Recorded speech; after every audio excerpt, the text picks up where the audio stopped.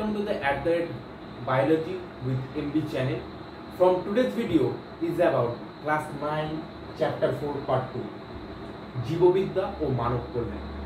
আজকের আমরা এই ভিডিও থেকে জানবো অ্যান্টিজেনের প্রকারভেদ সম্বন্ধে, অ্যান্টিবডি গঠন সম্বন্ধে এবং আমরা এইভাবে স্টেপ বাই স্টেপ এগিয়ে যাব।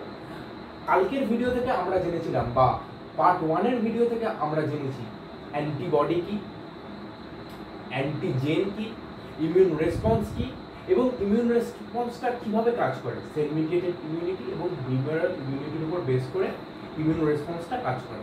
আজকে আমরা এই ভিডিও থেকে জানবো, প্রথমেই যেটা জেনে নেব সেটি হলো অ্যান্টিজেনের প্রকারভেদ সম্বন্ধে। যে অ্যান্টিজেনকে আমরা দুভাগে ভাগ করতে পারি, প্রথম হলো এক্সোজেনাস অ্যান্টিজেন এবং দ্বিতীয় হলো এন্ডোজেনাস অ্যান্টিজেন। এক্সো এবং এন্ডো, এক্সো মানে হচ্ছে বাইরে এবং এন্ডো মানে হচ্ছে ভিতরে, অর্থাৎ যেসব অ্যান্টিজেন দেহের বাইরে তৈরি হয় এবং বাইরে থেকে দেহের ভিতরে প্রবেশ করে, মানে যেসব antigen, suppose this is antigen, যখন এটা হচ্ছে দিস ইজ বডি, যখন এই অ্যান্টিজেনটা দেহের বাইরে থেকে দেহের ভিতরে প্রবেশ করছে তখন তাকে আমরা বলছি এক্সোজেনাস অ্যান্টিজেন। এবং এন্ডো মানে হচ্ছে অভ্যন্তরে, এন্ডো মানে কি অভ্যন্তর বা ভিতর। যেসব অ্যান্টিজেন দেহের ভিতরে বা অভ্যন্তরে উৎপন্ন হয় তাকে এন্ডোজেনাস অ্যান্টিজেন বলে। যখন কোনো অ্যান্টিজেন দেহের অভ্যন্তরে তৈরি হবে তখন তাকে বলছি এন্ডোজেনাস অ্যান্টিজেন। এবং যখন কোনো অ্যান্টিজেন দেহের বাইরে তৈরি হবে, দেহের বাইরে থেকে একটা দেহে প্রবেশ করে দেহের ভিতরে প্রতিক্রিয়া ব্যবস্থা বা প্রতিরোধ ব্যবস্থাটা গড়ে তুলবে তখন তাকে আমরা বলবো এক্সোজেনাস অ্যান্টিজেন। এবং যখন কোনো অ্যান্টিজেন দেহের ভিতরে উৎপন্ন হয় বা দেহের অভ্যন্তরে উৎপন্ন হয় তখন তাকে আমরা বলবো এন্ডোজেনাস অ্যান্টিজেন। এক্সোজেনাস অ্যান্টিজেনের এক্সাম্পল আমরা কি কি জানি, বা এক্সোজেনাস অ্যান্টিজেন মানে যেসব অ্যান্টিজেন দেহের বাইরে থেকে দেহের ভিতরে প্রবেশ করে সেই সব অ্যান্টিজেনের উদাহরণ হলো পরাগ রেণু, দূষক পদার্থ হতে পারে, ভেষজ পদার্থ হতে পারে। অনেক মানুষের বিভিন্ন বেগুন বা বিভিন্ন শাক পাতা জাতীয় জিনিসের ক্ষেত্রে কিছু কিছু মানুষের ইমিউন রেসপন্স তৈরি হয় বা তাদের অ্যালার্জি থাকে, সেই সব মানুষের সেই সব জিনিসকে বলছে এক্সোজেনাস অ্যান্টিজেন। মানে সঙ্গে সঙ্গে তার ভিতরে একটা অ্যান্টিবডি তৈরি হয়, একটা তার শরীরের ভেতর একটা অ্যালার্জিক রিয়াকশন তৈরি হয়, তার মানে তার ভিতরে একটা প্রতিরোধ ব্যবস্থা তৈরি হচ্ছে। তার ফলে সেটাকে রোধ করার জন্য, ওই অ্যালার্জিটাকে রোধ করার জন্য ওই মুহূর্তে একটা শরীরে অ্যান্টিবডি তৈরি হয়, সেটাকেই এগুলো হচ্ছে তার এক্সাম্পল। সেটাই বলা হচ্ছে যে ভেষজ পদার্থ থেকেও একটা শরীরে প্রতিরোধ ব্যবস্থা গড়ে ওঠে, সেটা হলো এক্সোজেনাস অ্যান্টিজেনের উদাহরণ। রোগ সৃষ্টিকারী জীবাণু হতে পারে, রোগ সৃষ্টিকারী জীবাণু বলতে ব্যাকটেরিয়া হতে পারে, ভাইরাস হতে পারে। রোগ সৃষ্টিকারী জীবাণুগুলো ব্যাকটেরিয়া,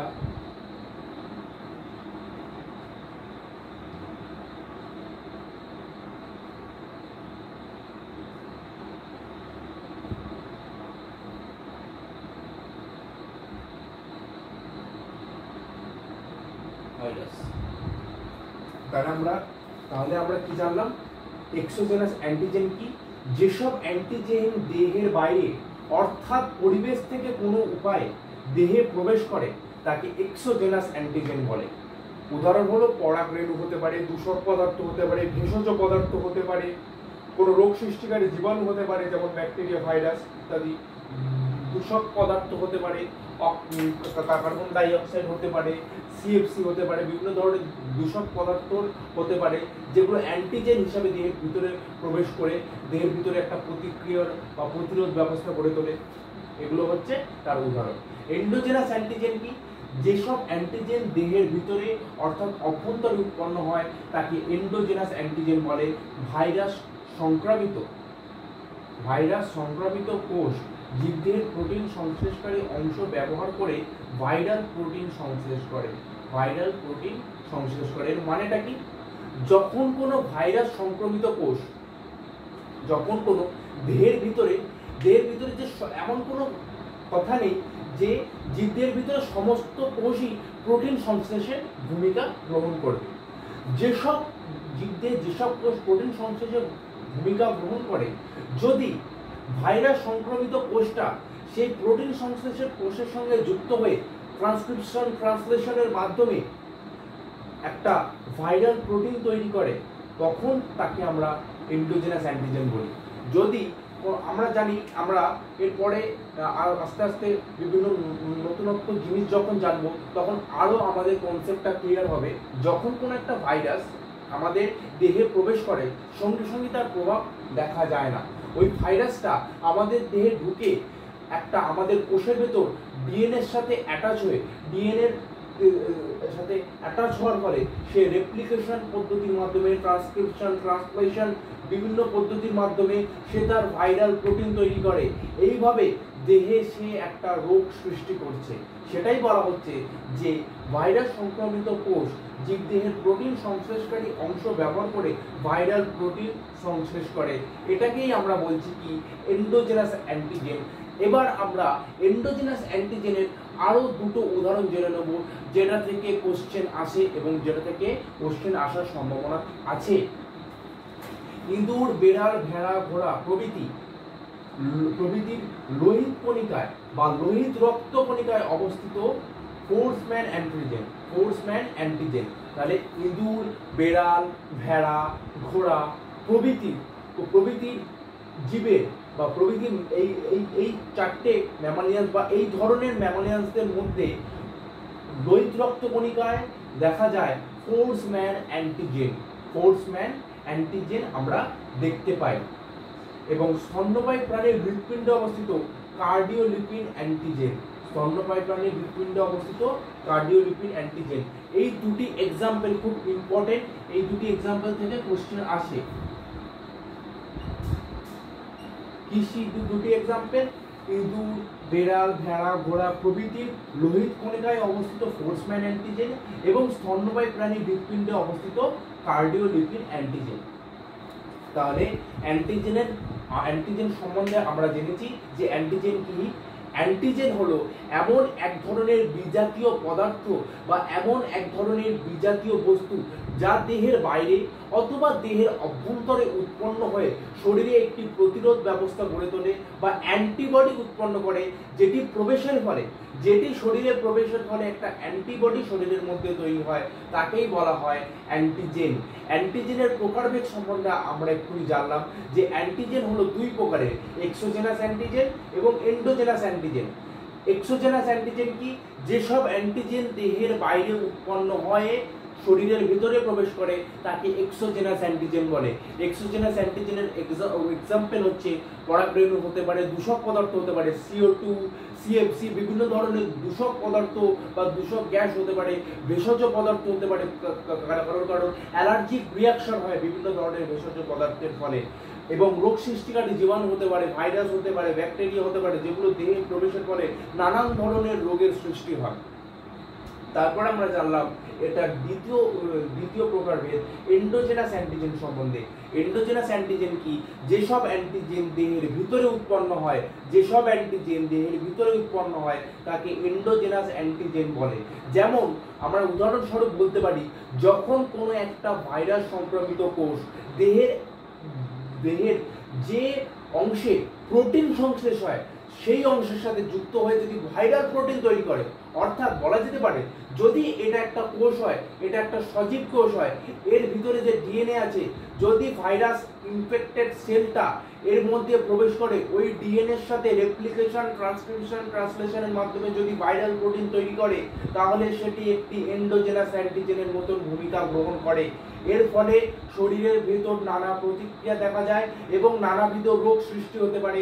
এইভাবেই ভাইরাস এবং ব্যাকটেরিয়া এফেক্টের ফলে শরীরে বিভিন্ন ধরনের রোগ সংক্রমণ ঘটে। তারপর আমরা দুটি এক্সাম্পল জেনে নিলাম এন্ডোজেনাস অ্যান্টিজেন সম্বন্ধে, যেটি পরীক্ষায় আসার সম্ভাবনা থাকে। সেটি কি? ইঁদুর, বেড়াল, ভেড়া, ঘোড়া প্রভৃতির লোহিত রক্ত কণিকায় থাকে ফোর্সম্যান অ্যান্টিজেন।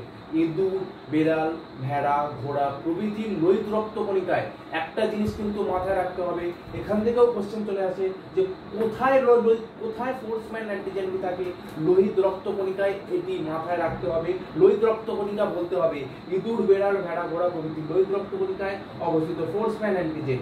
এবং নাম্বার সেকেন্ড, স্তন্যপায়ী প্রাণী হৃৎপিণ্ডে অবস্থিত কার্ডিওলিপিন অ্যান্টিজেন। স্তন্যপায়ী প্রাণী হৃৎপিণ্ডে অবস্থিত কার্ডিওলিপিন অ্যান্টিজেন।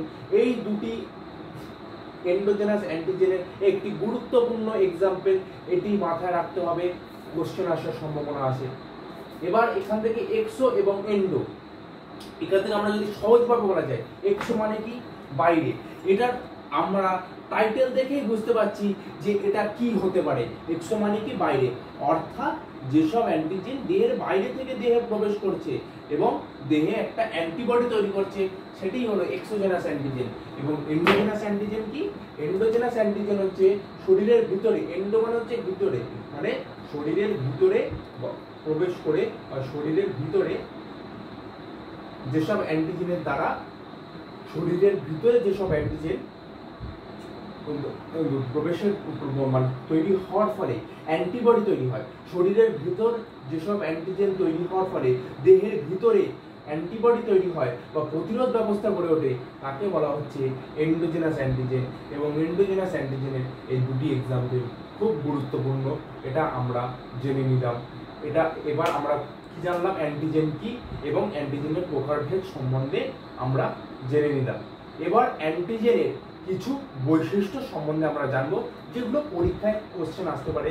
যে পরীক্ষায় সাধারণত 3 নম্বরের কোশ্চেন চলে আসতে পারে যে অ্যান্টিজেন কি এবং অ্যান্টিজেনের দুটি বৈশিষ্ট্য লেখো, বা কোশ্চেন আসতে পারে এক্সোজেনাস অ্যান্টিজেন কি, এক্সোজেনাস অ্যান্টিজেনের উদাহরণ দাও, বা এন্ডোজেনাস অ্যান্টিজেন কি, এন্ডোজেনাস অ্যান্টিজেনের উদাহরণ দাও।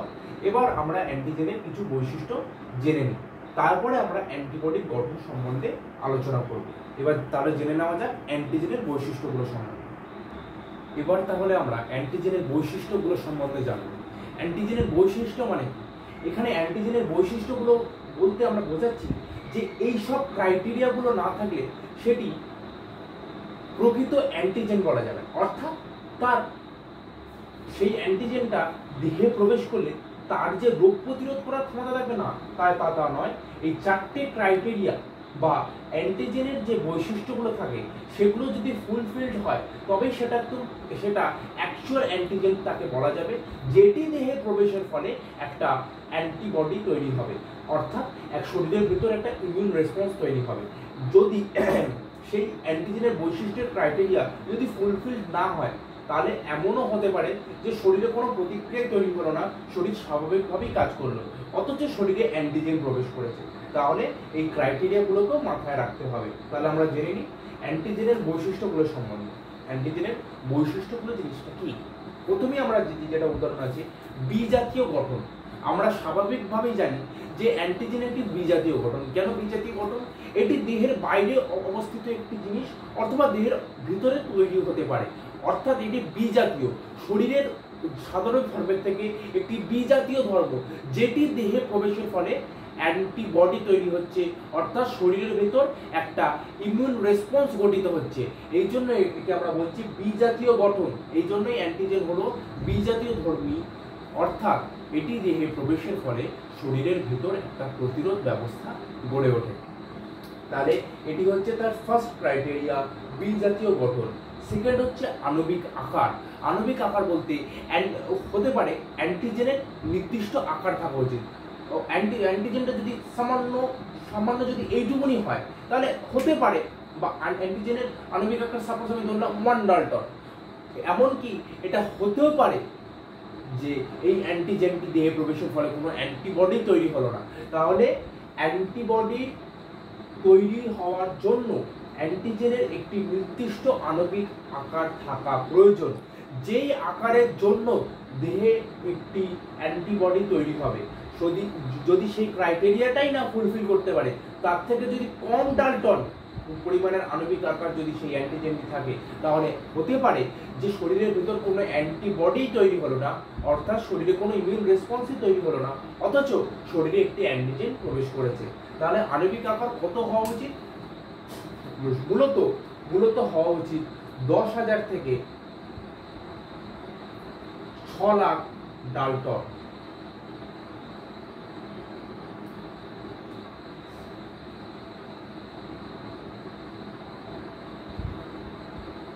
তাহলে কত হওয়া উচিত?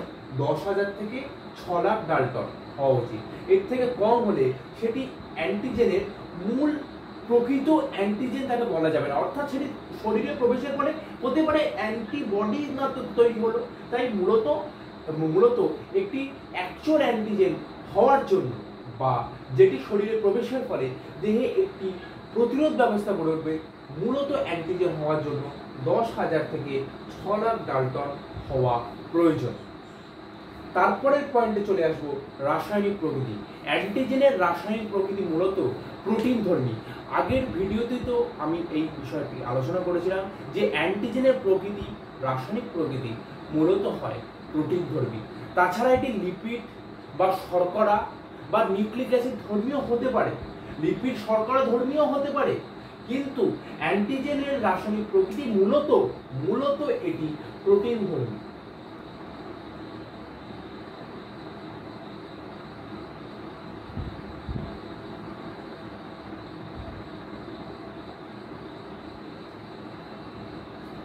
তারপরে চলে আসবো লাস্ট পয়েন্ট, অ্যান্টিজেনের বাধক স্থান। অ্যান্টিজেনের বাধক স্থান সম্বন্ধে আমরা আলোচনা করব। অ্যান্টিজেনের বাধক স্থান বলতে কি বোঝাচ্ছে? অ্যান্টিজেনের বাধক স্থান হলো যে স্থান, অ্যান্টিজেনের যে স্থানে অ্যান্টিবডিটা এসে যুক্ত হয়, অ্যান্টিজেনের যে স্থানে অ্যান্টিবডি যুক্ত হচ্ছে তাকেই বলা হচ্ছে অ্যান্টিজেনের বাধক স্থান। তাহলে অ্যান্টিজেনের বাধক স্থান কি? অ্যান্টিবডি যে স্থানে যুক্ত হয় তাকেই অ্যান্টিজেনের বাধক স্থান বলা হচ্ছে। তাহলে অ্যান্টিজেনের কোন স্থানে, যে স্থানে অ্যান্টিবডি যুক্ত হয় তাকে বলা হয় এপিটোপ, মানে যে স্থানে অ্যান্টিবডি যুক্ত হচ্ছে তাকে এপিটোপ বলা হচ্ছে। তাহলে অ্যান্টিজেনের যে স্থানে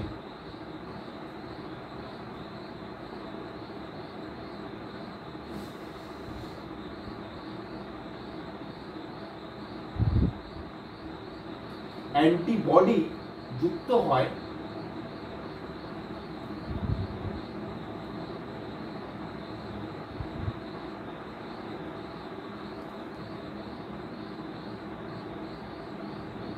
তাকে এপিটোপ বা অ্যান্টিজেনের ডিটারমিনেন্ট বলে, বা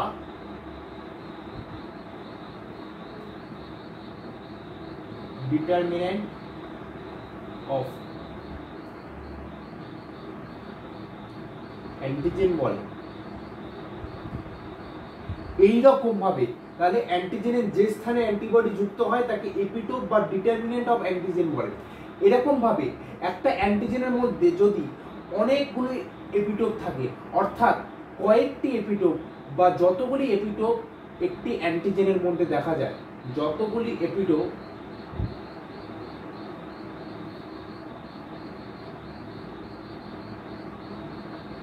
উক্ত অ্যান্টিজেনটির মধ্যে দেখা যায় বা নির্দিষ্ট সেই অ্যান্টিজেনের মধ্যে দেখা যায়,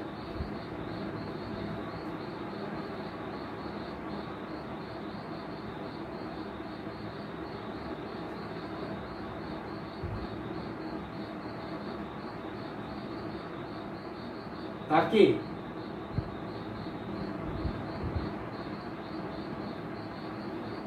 ভ্যালেন্সি অফ অ্যান্টিজেন বা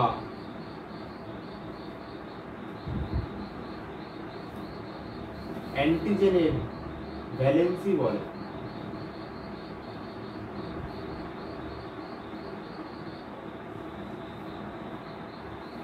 তাহলে আমরা বিষয়টি সম্বন্ধে আরেকবার আলোচনা করে নিই। প্রথমে আমরা জানলাম অ্যান্টিজেনের বৈশিষ্ট্য সম্বন্ধে, যে জিনিসটি বিজাতীয় গঠন। অ্যান্টিজেনের প্রকৃতি মূলত অ্যান্টিজেন একটি বিজাতীয় বস্তু যেটি দেহের বাইরে এবং দেহের অভ্যন্তরে তৈরি হওয়া বা প্রবেশের ফলে শরীরে একটি প্রতিক্রিয়া তৈরি হয়, তাকেই আমরা অ্যান্টিজেন বলছি। আণবিক আকার মূলত 10,000 থেকে 6 লক্ষ ডাল্টন বা তার অধিক হওয়া উচিত, তবে সেটি অ্যাকচুয়াল অ্যান্টিজেন বলা হবে তাকে, এবং সেটি প্রবেশের ফলে দেহে একটা অ্যান্টিবডি প্রতিরোধ ব্যবস্থা গড়ে উঠবে। রাসায়নিক প্রকৃতি মূলত হওয়া উচিত প্রোটিন ধর্মী। তাছাড়া এটি লিপিড ধর্মী বা শর্করা জাতীয় বা নিউক্লিক অ্যাসিড ধর্মীয় হতে পারে। এটি লিপিড ধর্মী বা শর্করা জাতীয় ধর্মীয় হতে পারে, কিন্তু মূলত এটি প্রোটিন ধর্মী হয়। অ্যান্টিজেনের বাধক স্থান বলতে কি বোঝায়? অ্যান্টিজেনের যে স্থানে অ্যান্টিবডি যুক্ত হয় তাকে অ্যান্টিজেনের বাধক স্থান বলা হয়।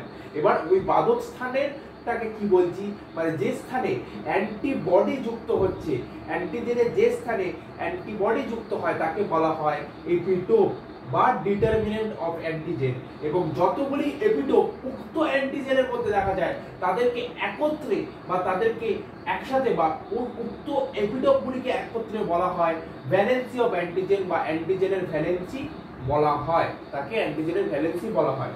তাহলে এই চারটি হলো অ্যান্টিজেনের বৈশিষ্ট্য এবং এইগুলি ফুলফিল হওয়া দরকার, তবেই সেটি মূলত প্রকৃত অ্যান্টিজেন তাকে বলা হবে। তাহলে আজকে আমরা এই ভিডিও থেকে জানলাম অ্যান্টিজেনের উদাহরণ সম্বন্ধে, অ্যান্টিজেনের বৈশিষ্ট্য সম্বন্ধে, অ্যান্টিজেন কি সেটা আমরা আগের ভিডিওতেও জেনেছি, এবং অ্যান্টিজেনের উদাহরণ প্রকারভেদ জানলাম, এবং ওই প্রকারভেদের উদাহরণগুলি সম্বন্ধে আমরা আলোচনা করলাম, এবং অ্যান্টিজেনের বৈশিষ্ট্য সম্বন্ধে আলোচনা করলাম। আজকের ভিডিওতে আর অ্যান্টিবডির গঠন সম্বন্ধে আমরা আলোচনা করলাম না। আজকের ভিডিওটা অ্যান্টিজেনের জন্যই থাক, কারণ অ্যান্টিবডি এবং অ্যান্টিজেন দুটি একসাথে গুলিয়ে যাওয়ার সম্ভাবনা থাকে। তাই আমি ছোট ছোট করে এগোবো এবং ভালোভাবে এগোবো, যাতে আমাদের কনসেপ্টটা ক্লিয়ার থাকে। কনসেপ্ট ক্লিয়ার থাকলে আমরা সমস্ত কিছু পারবো। কনসেপ্টে যদি একবার তালগুল পাকিয়ে যায় তাহলে সেক্ষেত্রে সমস্যা দেখা যায়, সেক্ষেত্রে আমাদের কোশ্চেন সলভ করতে গুলিয়ে যাওয়ার সম্ভাবনা থাকে। আমরা যদি ছোট ছোট করে আস্তে আস্তে এগোই তাহলে আমাদের কনসেপ্ট ক্লিয়ার হবে এবং কোশ্চেন আমরা চটপট সলভ করতে পারবো। তাহলে আমরা অ্যান্টিজেনের প্রকারভেদগুলো সম্বন্ধে জানলাম এবং তাদের উদাহরণগুলো সম্বন্ধে আলোচনা করলাম, এবং আমরা এখন আলোচনা করলাম অ্যান্টিজেনের বৈশিষ্ট্যগুলি সম্বন্ধে, যেগুলি ফুলফিল হওয়া দরকার, তবেই একটি অ্যান্টিজেন অ্যান্টিজেন প্রবেশের পরে তবেই দেহের বাইরে বা দেহের বাইরে থেকে যদি কোনো অ্যান্টিজেন বা দেহের অভ্যন্তরে যদি কোনো অ্যান্টিজেন তৈরি হয় বা প্রবেশের ফলে শরীরের ভিতর একটি অ্যান্টিবডি তৈরি হবে। তার জন্য এই ক্রাইটেরিয়াগুলো ফুলফিল হওয়া দরকার। এটি অ্যান্টিজেনের বৈশিষ্ট্য। পরীক্ষায় কোশ্চেন দিয়েও দিতে পারে অ্যান্টিজেনের বৈশিষ্ট্য সম্বন্ধে, তার জন্য এটি একটি ইম্পর্টেন্ট কোশ্চেন, যে কোশ্চেনের মার্কস থেকে এইগুলি সম্বন্ধে আলোচনা করতে হবে। কোশ্চেনের মার্কসগুলো দেখতে হবে, সেই অনুযায়ী 4টি পয়েন্ট সম্বন্ধে আলোচনা করতে হবে। যদি কোশ্চেন 2 মার্কসে থাকে তাহলে 4টি পয়েন্ট বলে দিলেই হয়ে যাবে, আর যদি কোশ্চেন 3 মার্কসে থাকে তাহলে প্রত্যেকটা পয়েন্ট সম্বন্ধে আলাদা আলাদাভাবে আমরা তাহলে আলোচনা করব। যে বিজাতীয় গঠন সম্বন্ধে বলতে অ্যান্টিজেন হলো একটি বিজাতীয় ধর্মী পদার্থ, যেটি শরীরের বাইরে থেকে বা শরীরের ভিতরে তৈরি হওয়ার ফলে শরীরের ভিতরে একটি প্রতিরোধ ব্যবস্থা গড়ে ওঠে বা শারীরিক প্রতিরোধ ব্যবস্থা গড়ে ওঠে। আণবিক আকার সম্বন্ধে জানলাম যে অ্যান্টিজেনের আণবিক আকার মূলত 10,000 ডাল্টন থেকে 6 লক্ষ ডাল্টন হওয়া দরকার। রাসায়নিক প্রকৃতি সম্বন্ধে আমরা জানলাম অ্যান্টিজেনের রাসায়নিক প্রকৃতি মূলত প্রোটিন ধর্মী হয়, তাছাড়া এটি লিপিড ধর্মী বা শর্করা জাতীয় ধর্মীয় হতে পারে। এবং অ্যান্টিজেনের মাদক স্থান সম্বন্ধে আমরা জানলাম যে অ্যান্টিজেনের যে স্থানে অ্যান্টিবডি যুক্ত হয় সেটি কি অ্যান্টিজেনের মাদক স্থান বলছে, এবং তাকে আমরা কি বলছি